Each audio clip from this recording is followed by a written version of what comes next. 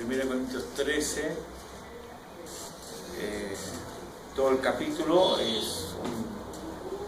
titulado que habla acerca del amor cristiano, y hoy día vamos a tocar la segunda parte desde el versículo 8 hasta el versículo 13. Esta es una continuación entonces de lo que vimos el domingo anterior. Es bueno recordarnos que este tema se da en medio de la discusión de los dones espirituales. Si usted se fija, el 13 está en el medio del 12 y el 14. Todo esto es una unidad, porque está hablando ahí de los dones espirituales.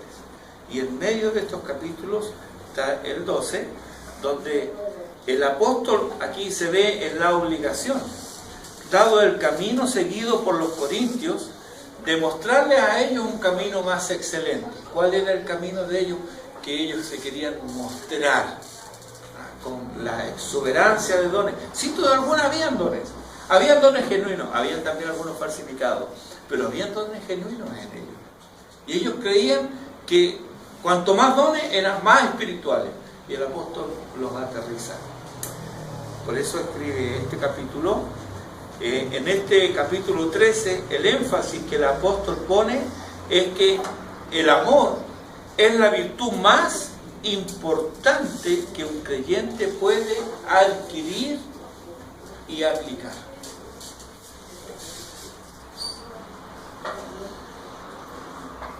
La conexión entre lo que trataremos hoy con lo que tratamos el domingo pasado es aquí de lo más natural, porque en el versículo 7 él ha dicho que el amor, versículo 7, todo lo sufre, todo lo cree, todo lo espera, todo lo soporta. O podríamos resumirlo, decirlo de otra manera, y decir que siempre persevera. El verdadero amor siempre persevera. Ahora veremos, en primer lugar, que el apóstol nos habla aquí acerca de la precariedad de los dones, es decir, tienen un tiempo limitado en su ejercicio. El versículo 8, al compararlo esto con las virtudes. En segundo lugar, la parcialidad del conocimiento que tenemos ahora comparado con el conocimiento perfecto que vamos a tener entonces. Los versículos 9 al 12. Y finalmente, el versículo 13 es la permanencia de las virtudes. Así que veamos la precariedad de los dones en el versículo 8, donde nos dice: el amor nunca deja de ser, pero las profecías se acabarán y cesarán las lenguas y la ciencia acabará. Dijimos que el amor siempre persevera, como resumen del versículo 7.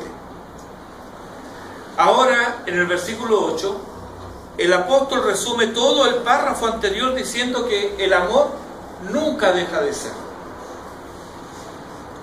En la eternidad pasada, ya el amor estaba presente en las relaciones intratrinitarias. En un momento del tiempo y de la historia, Dios despliega ese amor en la creación y se involucra especialmente en la creación del hombre. Vislumbra su caída y le redime. Envía al Hijo de su amor a redimirnos, quien exhibe el amor del Padre por la raza caída, muriendo en la cruz por los suyos. Y Juan nos dice en el capítulo 13 de su Evangelio: como había amado a los suyos que estaban en el mundo, los amó hasta el fin. ¿Podremos algún día llegar a entender y apreciar en su totalidad todo esto? Creo que no. Creo que nos faltará vida para llegar a entender la profundidad del amor de Dios. Hay un dicho: amor de madre, abismo sin medida. Es bonito. Pero puedo recordar a madres que han abandonado a sus hijos.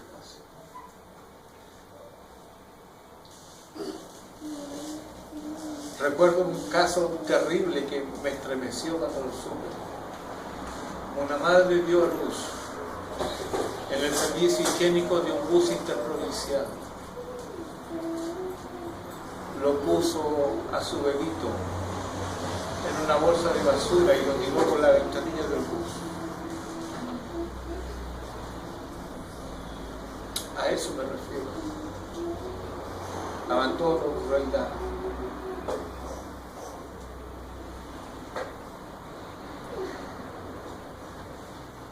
Con todo lo cierto de ese dicho hay excepciones. Sin embargo, el amor de Dios es un amor perfecto. Es un amor perfecto. Por eso Juan dice, mirad, ¿cuál amor nos ha dado el Padre para que seamos llamados hijos de Dios?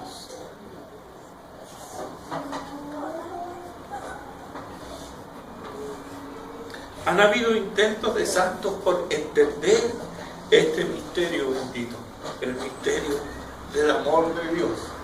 Algunos se enceguecen con entender el misterio del mal. Sí, es un misterio, ¿cómo llegó?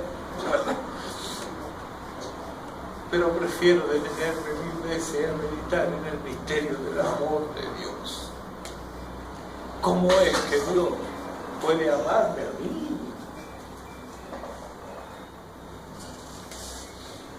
Dios amando la criatura indigna de su amor. Rescatamos para ayudarnos en esta reflexión un soneto anónimo que data tal vez desde el siglo XVI, llamado Soneto al Crucificado.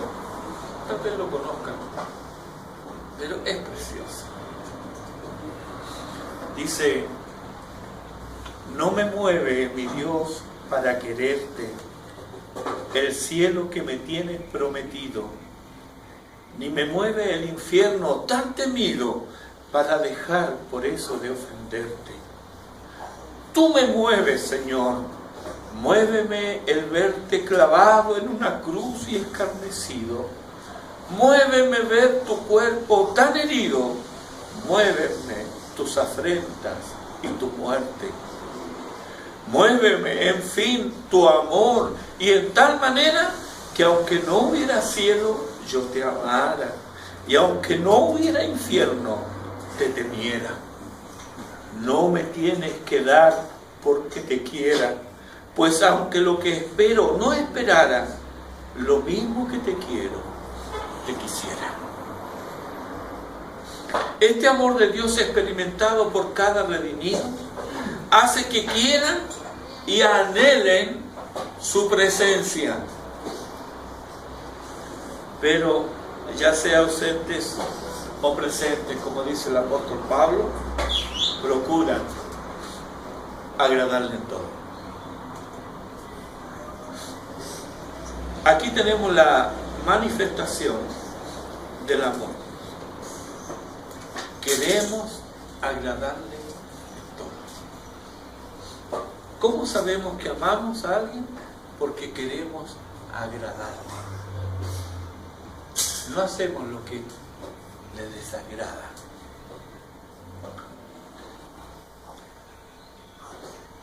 Ahora, ¿por qué queremos agradarle en todo, en este caso referido a Dios? Porque el apóstol lo contesta en su segunda epístola, en el capítulo 5, dice: el amor de Cristo nos constriñe, nos impulsa, nos mueve. El amor de Cristo. A este amor también llama la atención el apóstol Juan cuando escribe en 1 Juan capítulo 3 versículo 1: mirad cuál amor, qué clase de amor, qué calidad de amor nos ha dado el Padre para que seamos llamados hijos de Dios. Y luego afirma el apóstol en el capítulo 4, versículo 16, y nosotros, dice, hemos conocido y creído el amor que Dios tiene para con nosotros. Conocido y creído. Dios es amor, y el que permanece en amor, permanece en Dios, y Dios en él. Dios es amor. Él es eterno, y su amor permanecerá con él, y en él por siempre jamás. El amor nunca deja de ser. ¿Por qué? Porque emana de Dios. Aunque los dones también provienen de él, sin embargo, los dones son para la vida presente. En la vida futura no necesitaremos profecía, ya que todo estará cumplido y tampoco habrá necesidad de enseñanza. Las lenguas no serán necesarias.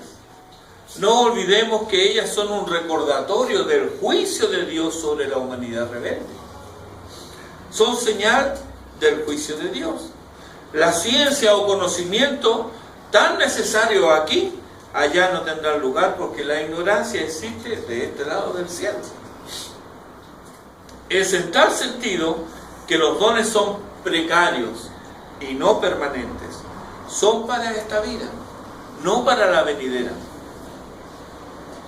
Veamos la parcialidad del conocimiento, los versículos 9 al 12. Dice, porque en parte conocemos y en parte profetizamos. Mas cuando venga lo perfecto, entonces lo que se en parte se acabará. Cuando yo era niño, hablaba como niño, pensaba como niño, juzgaba como niño. Mas cuando ya fui hombre, dejé lo que era de niño. Ahora vemos por espejo oscuramente, mas entonces veremos cara a cara. Ahora conozco en parte, pero entonces conoceré como fui conocido. Por mucho que nos esforcemos por entender y comprender, nunca de este lado del cielo llegaremos a un conocimiento cabal y completo. Mientras más reflexionamos y meditamos en Dios y en su obra, más nos damos cuenta de la inutilidad de nuestra mente finita para comprender a Dios. Esto no significa que no nos vamos a esforzar por entenderlo, por comprenderlo, sino que lo que esto quiere significar es que con nuestra mente jamás llegaremos a entender a un Dios que es infinito. El apóstol, luego de reflexionar en los misterios de Dios, en su inmutabilidad, en su soberanía, en su gracia y misericordia, él exclama lleno de admiración y en adoración reverente allí en Romanos: oh profundidad de la riqueza, de la sabiduría y de la ciencia de Dios. Cuán insondables son sus juicios e inescrutables sus caminos, porque ¿quién entendió la mente del Señor? ¿O quién fue su consejero? Ahí en Romanos capítulo 11, 33 y 34. Y esto lo dice Pablo, el mismo que aventajaba, nótese, a los eruditos de su tiempo. Él los aventajaba. Sin embargo, él admite que solo en parte conocemos la voluntad de Dios. ¿No debería, hermano, esto llevarnos a revisar cuando tenemos conductas dogmáticas allí donde la Biblia calla? Somos muy dados a elaborarnos doctrinas. Es el mismo Pablo que nos indica que la actividad de conocer la verdad de Dios y enseñarla se lleva a cabo de una forma fragmentada. Nuestro conocimiento y nuestras enseñanzas son incompletas.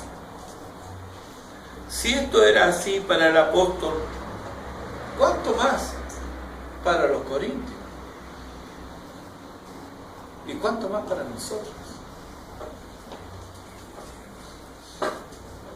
Si nuestro andar es descuidado, si nuestra lectura es pobre y defectuosa, si la oración está ausente de nuestras vidas, si nos agobian las preocupaciones, ¿hay alguna duda de que las creencias y convicciones que expresamos se aparten de la verdad de Dios?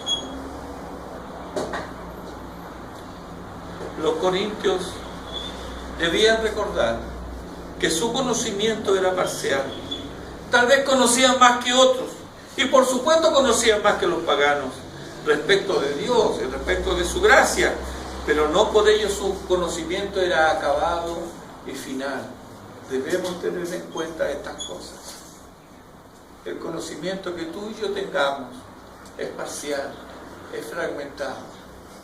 Por lo tanto, cuidado con ser dogmáticos respecto de cosas que la Biblia calla.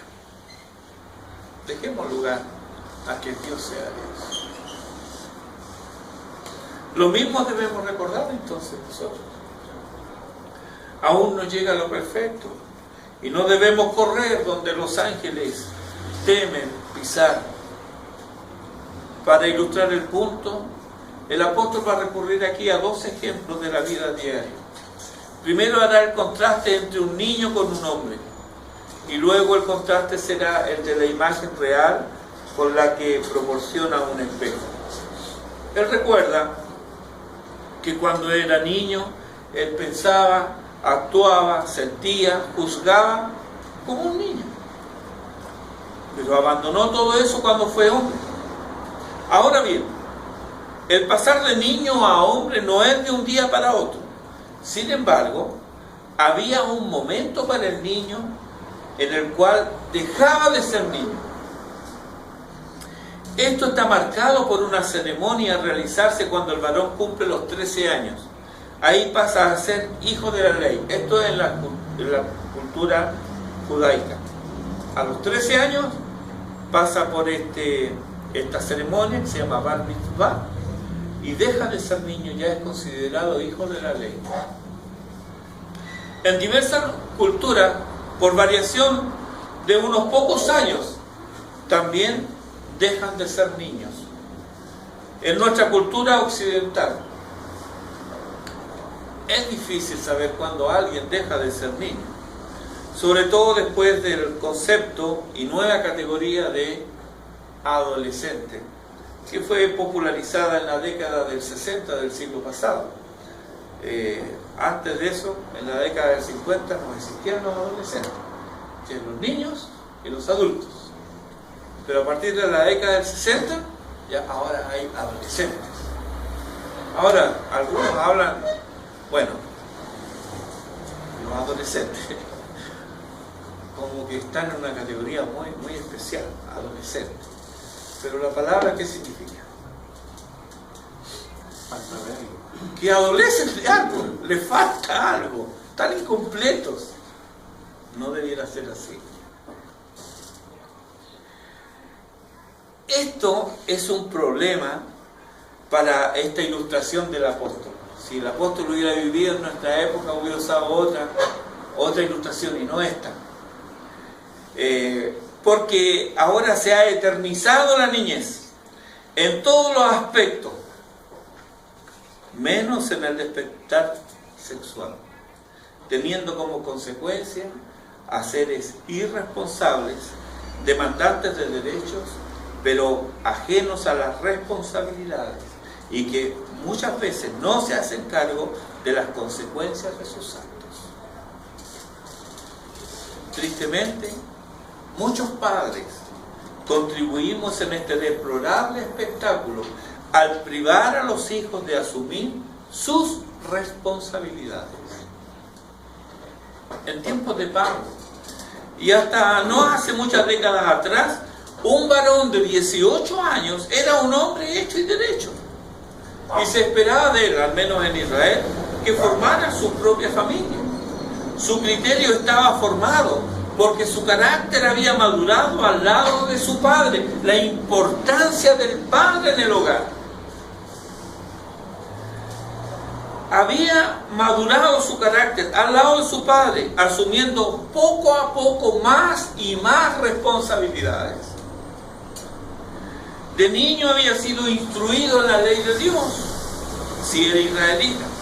Si era pagano, aunque era ignorante de la ley de Dios, se le animaba a dejar prontamente la niñez. Hoy estamos en el peor de los mundos, donde por un lado se ignora la palabra de Dios igual que los paganos, y por otro lado se eterniza la niñez, y ambas cosas se conjugan para que no seamos lo que debiéramos ser. Y esta situación, a pesar nuestro, hermanos, incide en nuestra vida cristiana, ya que nos hace ser caprichosos e irresponsables con los dones y talentos que Dios nos da, y con nuestros deberes y responsabilidades para con nosotros, para con nuestros hogares, para con nuestra congregación y para con nuestra sociedad. La ilustración del espejo, esa respecto de la ilustración de la niñez. Antes era niño, pensaba como niño, ahora debo pensar como hombre. El apóstol en otro lugar dice, ser niños, ¿en qué? En la malicia, pero maduros en el entendimiento. Pero hemos dado vuelta a las cosas. Y somos niños en el entendimiento y maduros en la malicia. Esa abundancia de malicia es lo que el apóstol nos aconseja en Efesios capítulo 4, dejarla, desechar. La ilustración entonces que el apóstol usa de la vida diaria acerca de un niño. Pero veamos la otra ilustración, la ilustración del espejo, y esta también requiere algo de explicación, porque no es igual a los espejos de ahora. Se fija que dice, ahora vemos, dice, por espejo, oscuramente, y nosotros si nos miramos al espejo, salvo que nos miremos al espejo de noche, y estando así todo oscuro, pero si hay luz, reflejaría en el espejo normalmente.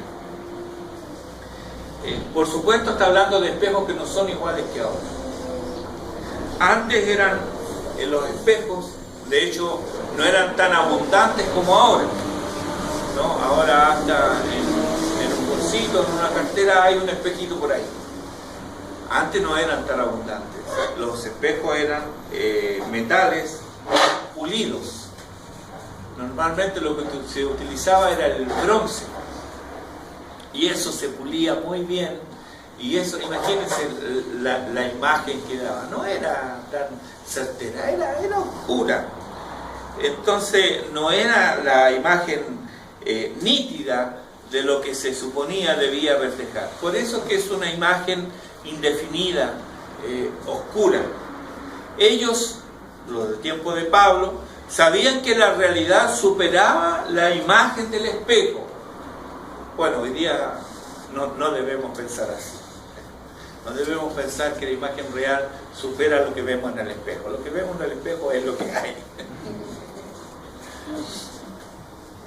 Al igual que los pensamientos y sentimientos del niño eran abandonados al entrar en la edad adulta, así como la imagen del espejo era difusa e indefinida, así también el conocimiento actual es deficiente en cuanto a la vida del creyente.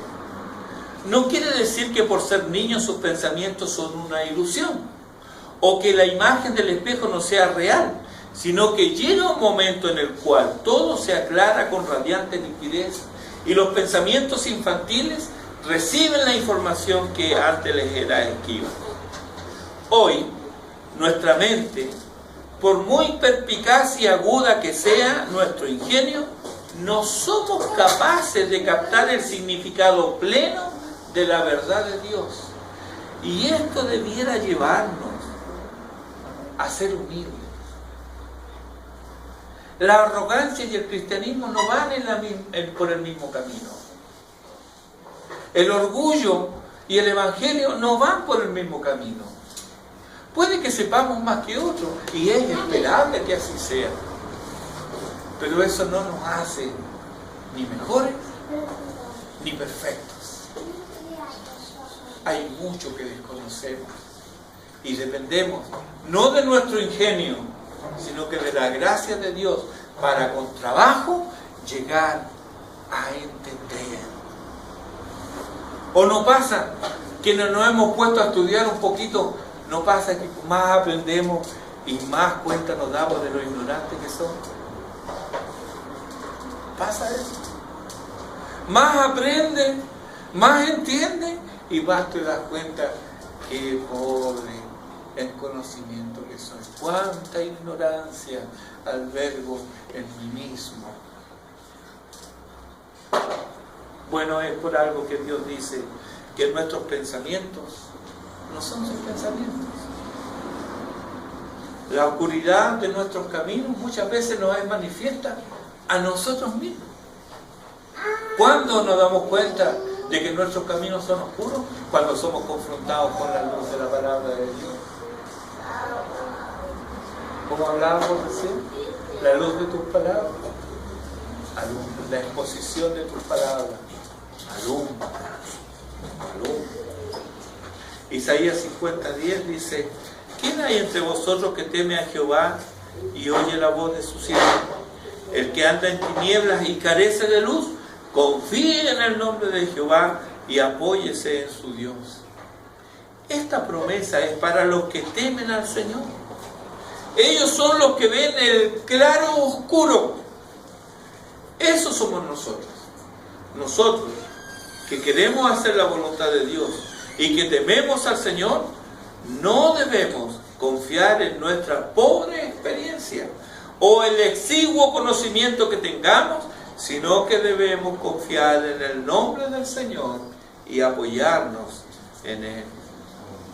Esto porque, a pesar de haber sido trasladados a un estado de gracia y haber sido capacitados para querer y obrar lo que es espiritualmente bueno, sin embargo, por razón de la corrupción que todavía nos queda, no queremos ni perfecta ni únicamente lo que es bueno, sino que también queremos lo que es malo.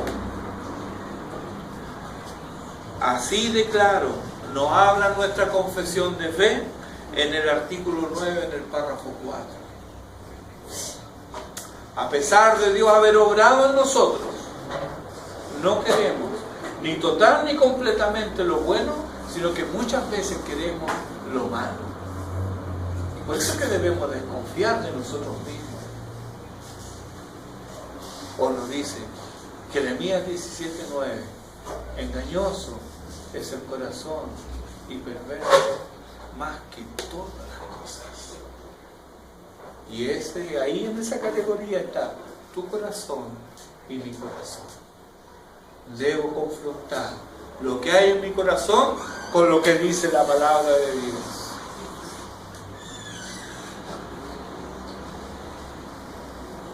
Ahora, estas cosas son solo para esta vida, igual que los dones. No importa lo visible o extraordinario que sea el don, es para esta vida el don. Y en esta vida el ejercicio del mismo se verá opacado por lo escaso de nuestro entendimiento de las realidades espirituales. Esa es una realidad para todos nosotros. No es así, sino que hay cosas que van a permanecer. De hecho, el don que Dios nos dio, la vida eterna, es eterna, por lo tanto, permanece. Pero junto con ello, vamos a contestar esta pregunta en nuestro tercer punto y final, que es la permanencia de las virtudes, el versículo 13. Y ahora permanecen la fe, la esperanza y el amor, estos tres, pero el mayor de ellos es el amor. El apóstol nos dice que la fe, la esperanza y el amor permanecen ahora, pero no en el sentido que a partir de ahora, o sea, siendo el ahora, el tiempo de Pablo. Ahora ya algunos de los dones cesaron, porque recordamos las ilustraciones anteriores. Él quiere contrastar lo temporal con lo eterno, y los dones son temporales. Algunos de ellos corresponden a la etapa fundacional de la iglesia, cuando todavía no estaba completa la revelación de Dios para nosotros. Otros continuaron por un tiempo, y la historia nos confirma que algunos dones cesaron. Por ejemplo, Pablo dice que las lenguas cesarán, pero no indica cuándo. Ríos de tinta han brotado e ido a un mar de confusión cuando de hablar de estos dones se trata. Pablo hablaba lenguas con profusión y con fluidez. También eran muy anheladas y practicadas por los corintios.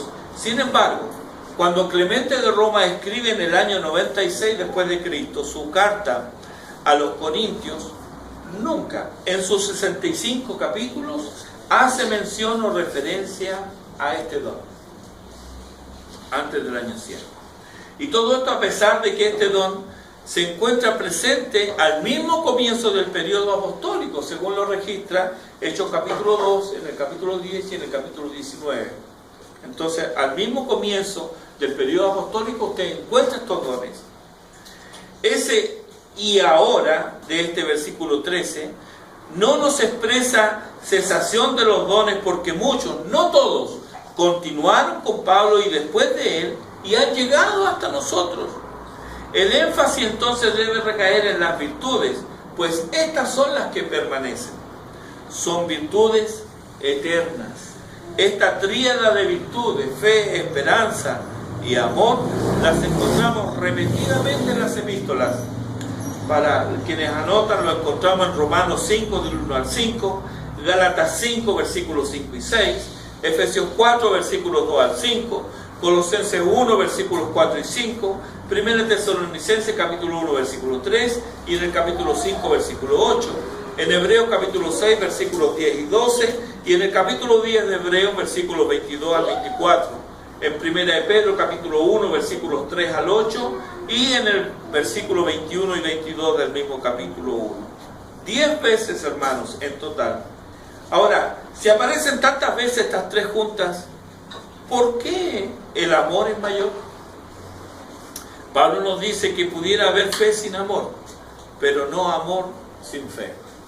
Escuchamos de muchos que esperan esto o aquello, pero son vidas vacías, carentes de amor. Sin embargo, aquel que ama, espera. Siempre hay esperanza en el amor. Pareciera ser que las virtudes apuntan y contribuyen al amor. Además, leemos en las Escrituras que Dios es amor vez tras vez, no solo literalmente, sino que también vemos su obrar en amor. Pablo, en Colosenses capítulo 3, versículo 14, nos dice que el amor es el vínculo perfecto, o como alguna vez le escuché a un teólogo, el amor es el lazo de perfección. Si te vistes como escogido de Dios, santo y amado, te vistes de, y aquí mira las vestiduras, entrañable misericordia, benignidad, humildad, mansedumbre, paciencia. Y si estas cosas fueran pocas y hubieras de soportar afrentas e injurias, las perdonas vez tras vez total y completamente de la misma manera que Cristo te perdona. Sobre todas estas cosas, dice el apóstol, la prenda final, aquella que se luce, la que está a la vista, ¿cuál es? Leamos Colosenses capítulo 3, los versículos 13 al 14. Colosenses 3, del versículo 12 al 14.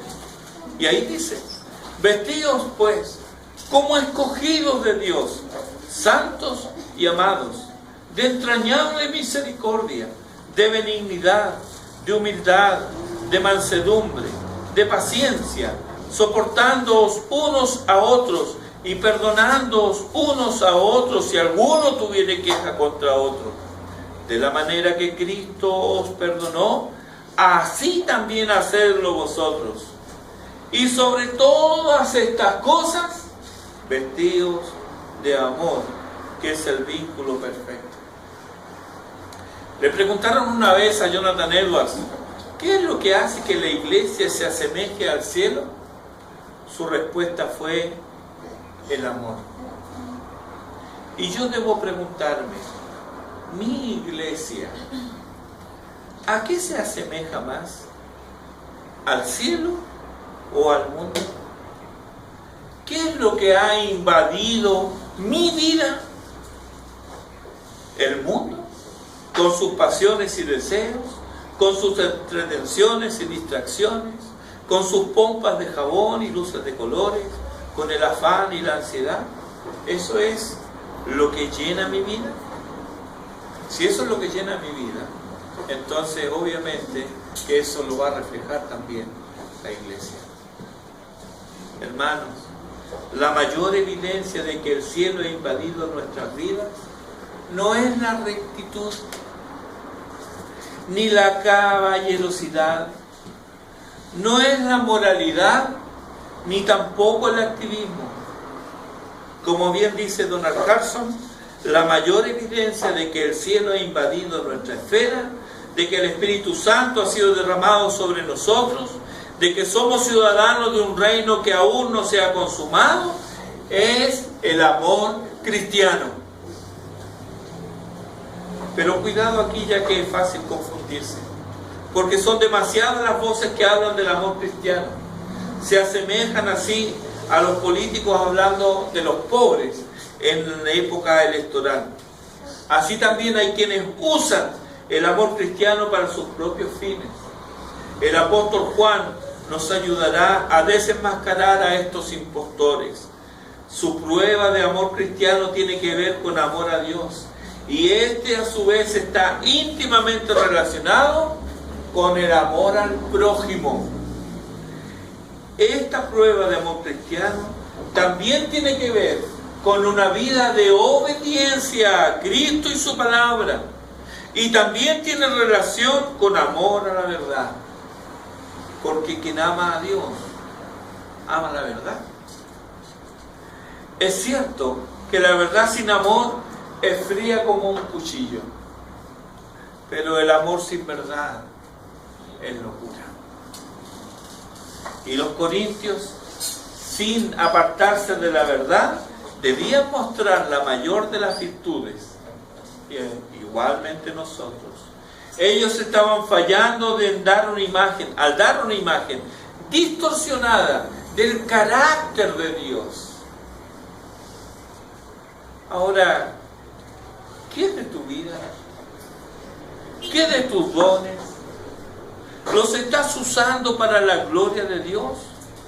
¿O estás promoviendo tu propio reino? Hay quienes se quejan de que no hay amor, pero se dan cuenta de que en lo que se quejan se condenan a sí mismos.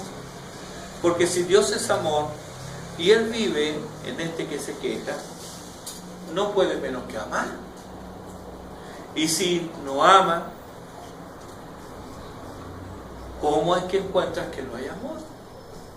O sea, si Él supuestamente ama, entonces lo que debiera hacer es dejar de quejarse y obedecer al Señor, que le dice: ama.